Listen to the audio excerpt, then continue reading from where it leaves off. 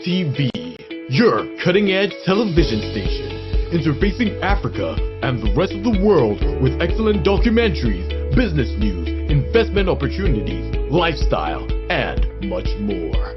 We're currently on YouTube, Instagram, and Facebook. You can also view while on the move at www.firstviewtv.tv. First View TV, changing the narrative.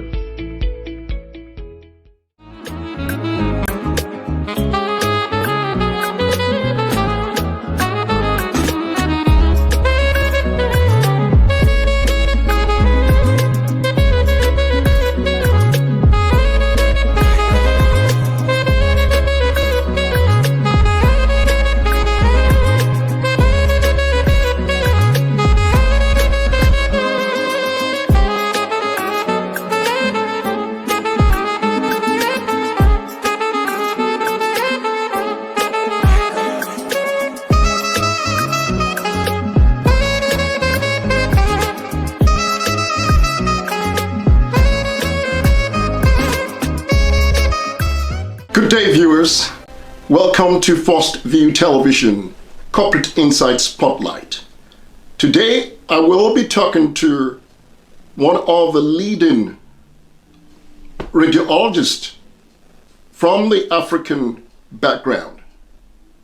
The reality is that he so happens to be the first black trained interventional radiologist in the United Kingdom. The name is Professor Obaro. I'm going to invite him in a minute from now, and he's going to tell us about himself. He's going to give us some background, where he was born, his education, and everything that we need to know about Professor Obaro. So stay with me as we carry on this program.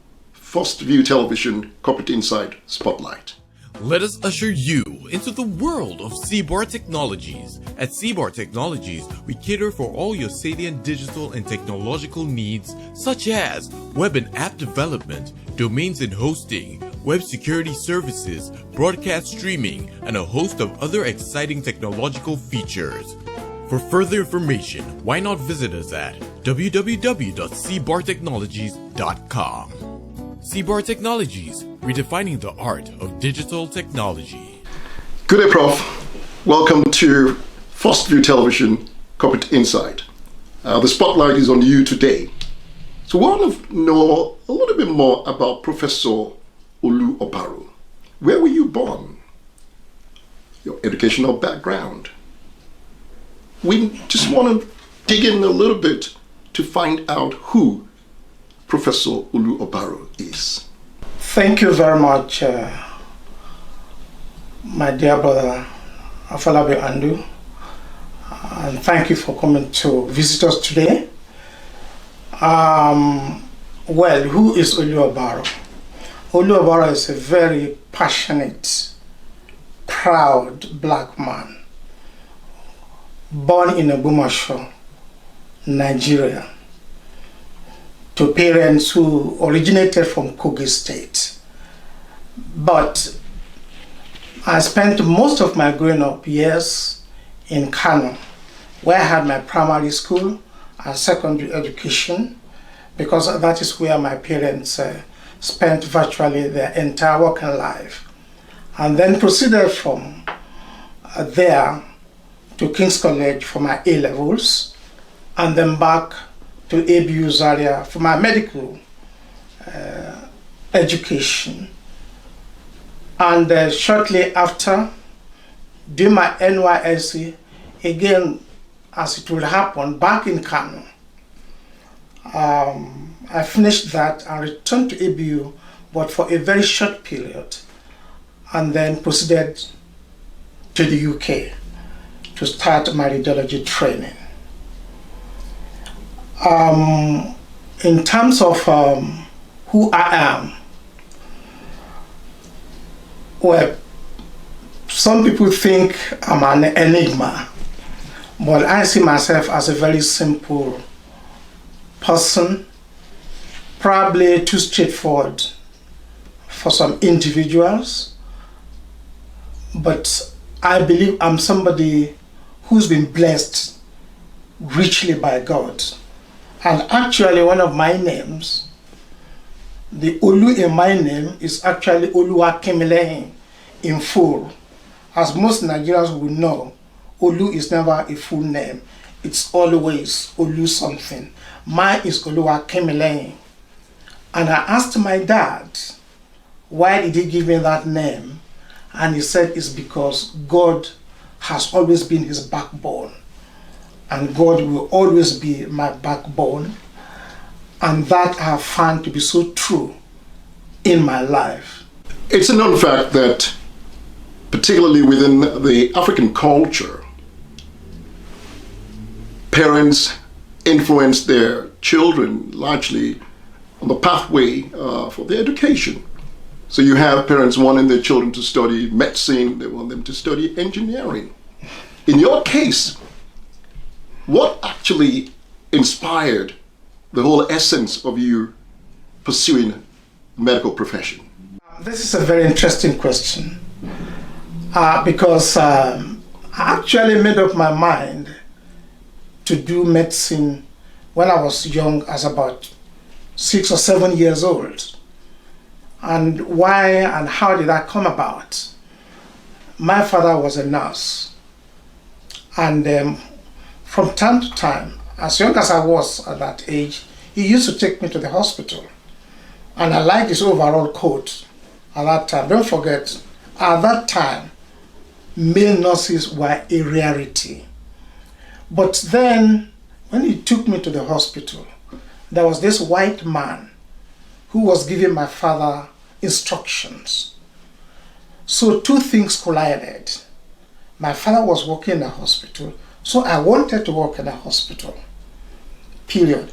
However, I was curious to know who that man was. Actually, his name was Dr. Thompson, I will not forget. Giving my father instructions. So I said, I want to work in a hospital, but I want to be what that white man who was giving my father instructions was. That's what I want to be.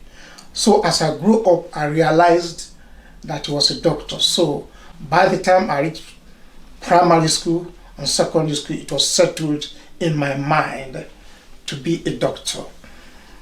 There was a brief interlude when my teacher in secondary school tried to persuade me to do computer sciences. And I almost changed my mind, but I went home to tell my parents that I want to do something else other than medicine. And my father just simply said to me, but you've always wanted to be a doctor. Why do you want to change now? So I went back to school and told my maths teacher, who was trying to convince me to change because he did not want me to give up mathematics because I was one of his better students. So I told him, I'm sorry, I'm sticking to my medicine. How remarkable. In a succinct way, can you share the journey on your medical pathway thus far? Where do I begin and where do I finish? Well, after I did my NYC, like I said, I went back to Ahmadu Bello University for a short period to prepare, as it were, to come abroad for my radiology training. And at that time, things were hard. Hard in the sense that to come to the United Kingdom, I needed a scholarship.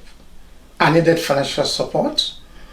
Unfortunately, my university where I was doing my house job at that time, senior house job, after my NYC, didn't see it fit to support me. Although at that time when I was coming to this country, in the entire North, there were only just about 3 Nigerian radiologists, one in Maiduguri, one in Ilorin, and I can't remember where the third person was. So people just could not fathom out how I decided to become a radiologist. But what had happened was during my medical school, I came to the UK on an elective program and went to Cardiff. And I saw the scope of radiology the way I never saw it in Nigeria. An entire floor was dedicated to radiology.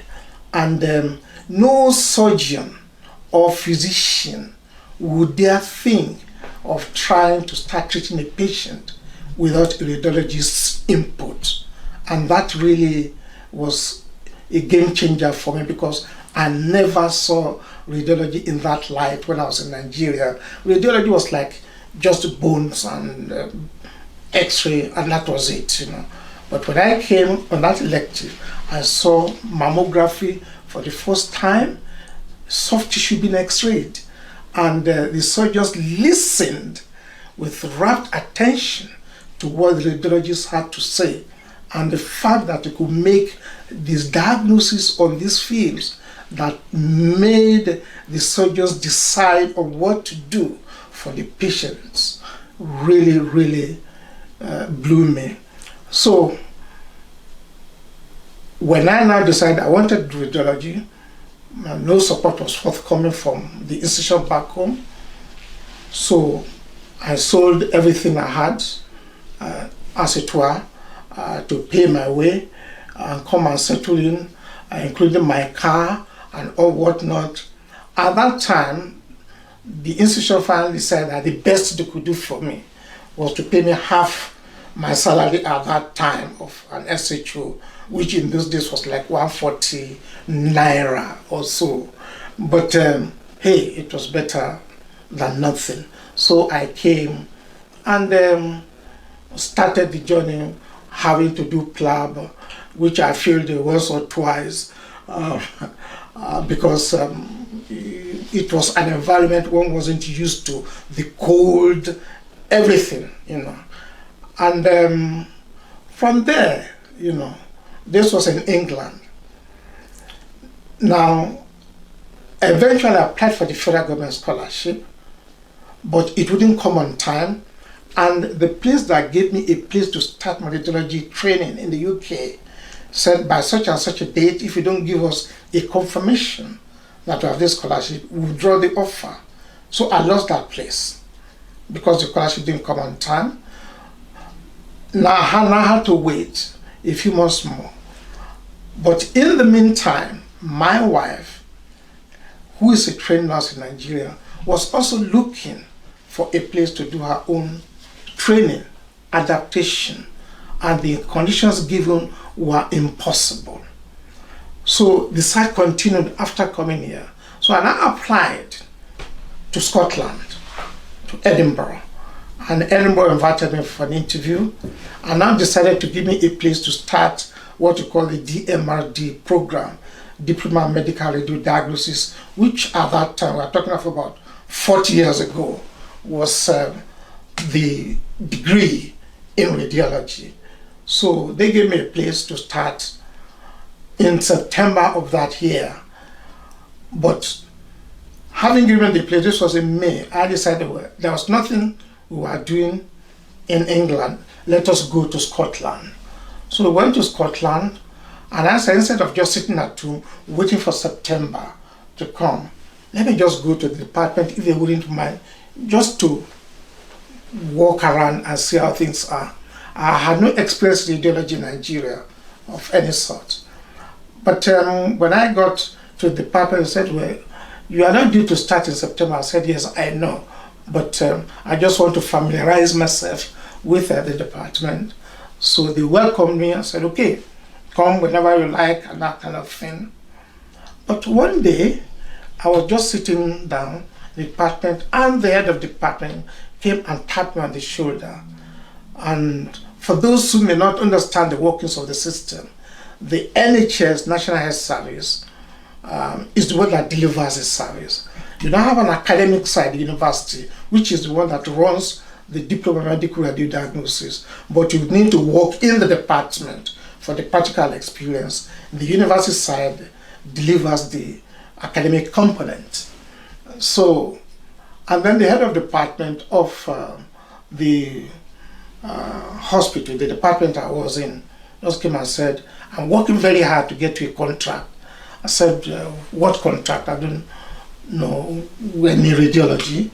So then 2 weeks later I came and said, well, I've got you a contract for 3 months, you know. I said, but I don't know any radiology yet. I'm not due to start until September to even begin to learn. So he said, well, no, this is just to help you. All we want from you is make sure you come to work at 9 and leave at 5. And that was that. So I started that training to get through the DMRD course.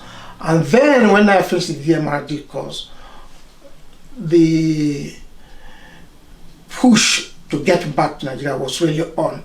The establishment that did not want to support me when I was coming out suddenly wanted me back. And the half salary they were paying me, they stopped it. And actually I had to go back home literally every 6 months to arrange to repatriate that money because they wouldn't send it. And actually on one of those occasions that I went to process it. And those days you need to produce tax clearance. So I went to the tax clearance office and said, well, I need my tax clearance, you know, because the central bank needs it before they give you approval. And the tax man in charge just wouldn't look at me. So I went the first day, I went the second day. And then I was told that, well, it was obvious. He wanted me to give a bribe. I said, why? In any case, to cut a long story short, one day I went there and said, I'm not leaving until you give me my tax clearance certificate. So he disappeared. And at about 3 p.m., the tax office was near the police station. And at about 3 p.m., I just saw 2 policemen came for me, grabbed me. I said, what's the problem? They said they're going to lock me up for obstructing government property because it was time to close the office and I wasn't leaving. So they would lock me up, and if they locked me up for 2 days, I would know what to do. So luckily, there were some elderly men around who came to my rescue and begged and pleaded with them to leave me. So they let me go. But I came back the following day and said, I want my tax clearance certificate. So this time, the boss of this part was in. So I went and narrated to him what happened. So he authorized that my tax clearance be given to me.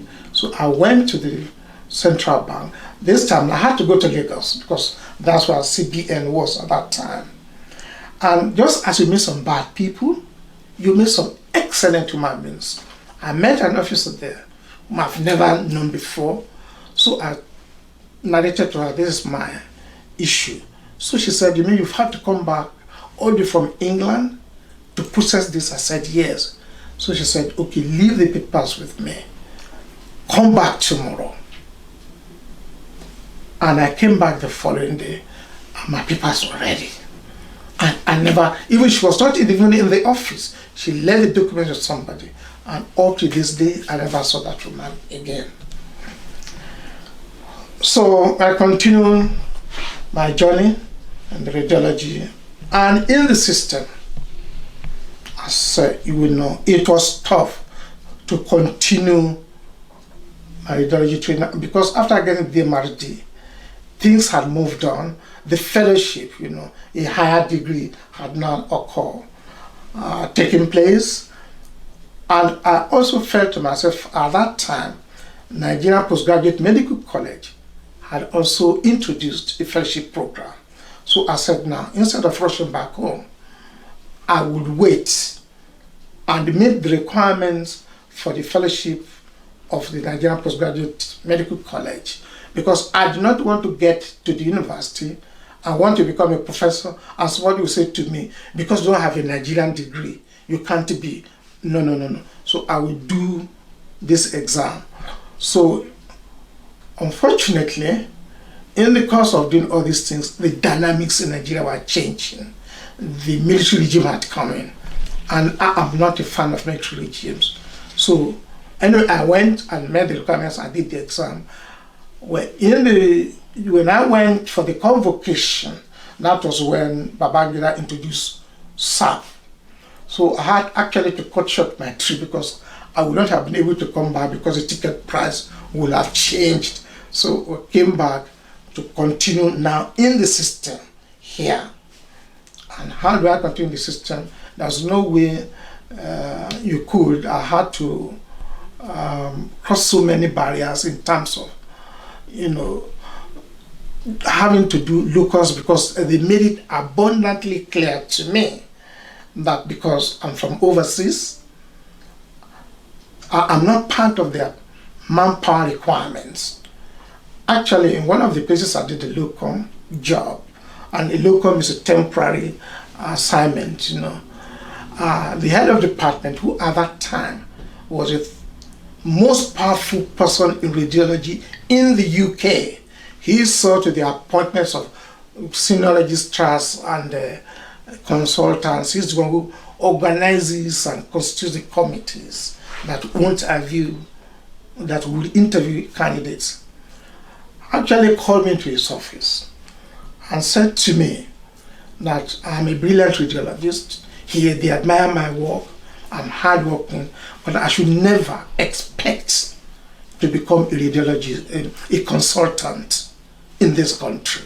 And this after I've worked there for several locums. Whenever they wanted locum, they would send for me. I'll go 3 months, 6 months as registrar, as senior registrar, and worked around parts of the UK, even as locum consultant.